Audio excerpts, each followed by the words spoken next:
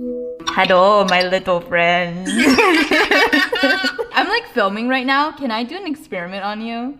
Yes. Okay. Yes, Lily. Yes, my Lily. Okay, so what? Hold on, let me set my camera up. What I want you to do is to point your finger at the wall and then turn back as far as you can. Go ahead.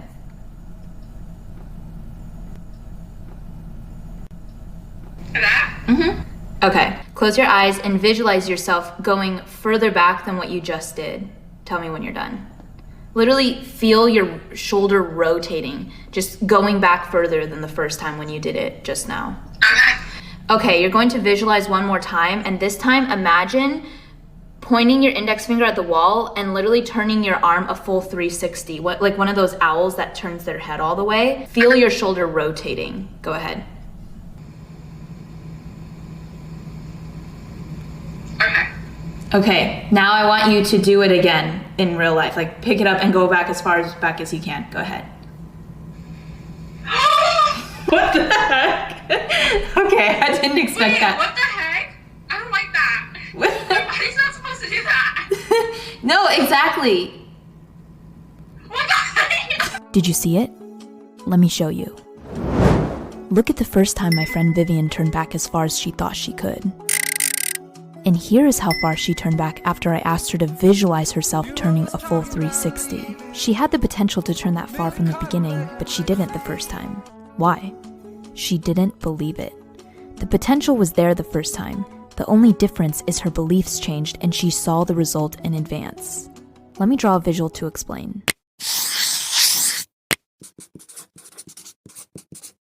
We have a belief of what our real potential is, and that affects how much action we will take, and of course that affects the results, and that result reinforces our belief.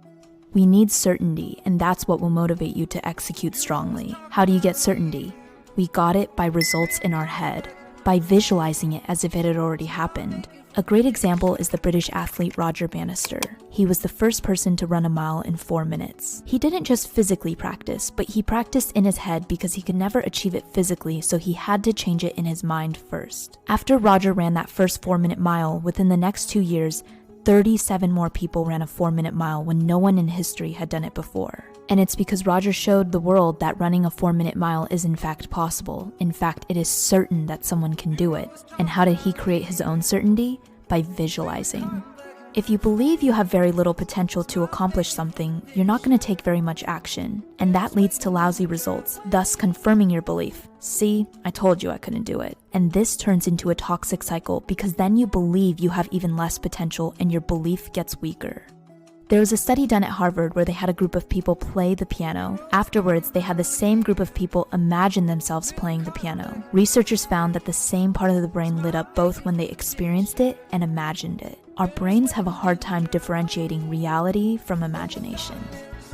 So I guess it's true what that cheesy quote says. What is it again? If you believe in yourself, you're halfway there.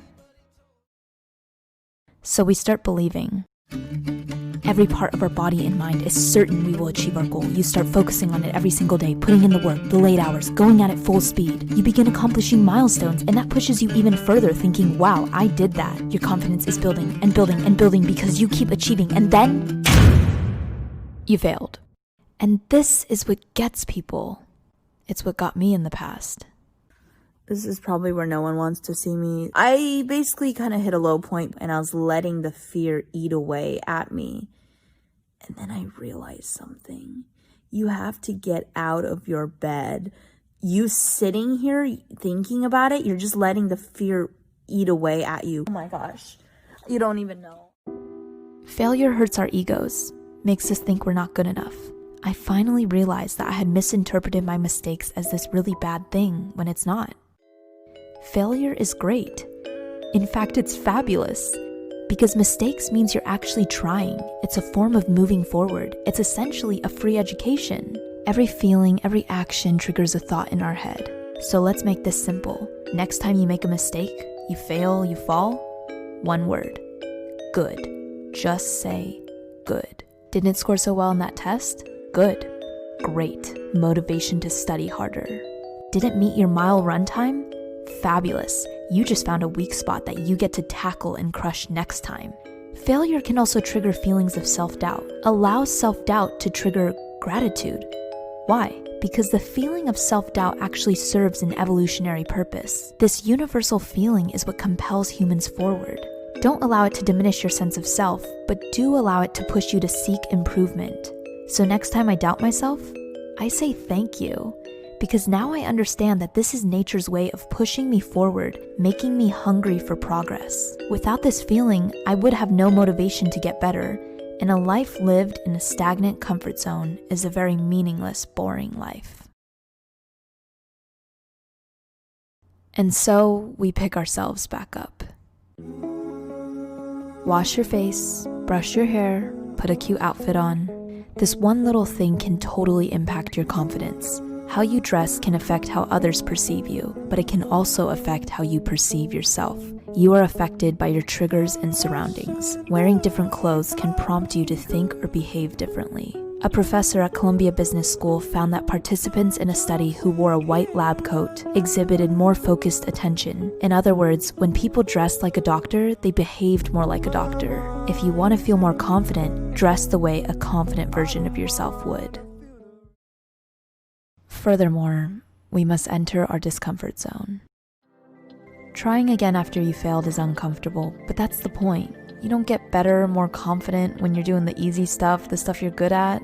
You get more confident when you work on your weaknesses, trying new things, facing insecurities. Our brains are wired to protect us from hard new things, which is exactly why you need to go try something new to build confidence.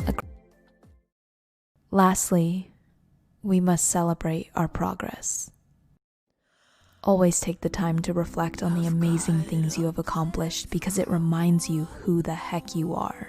And that's what confidence is.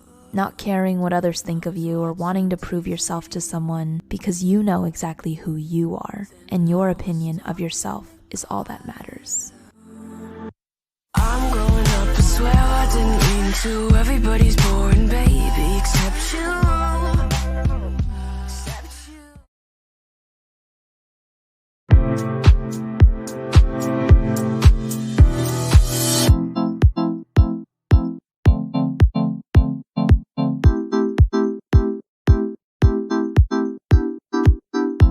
Let's say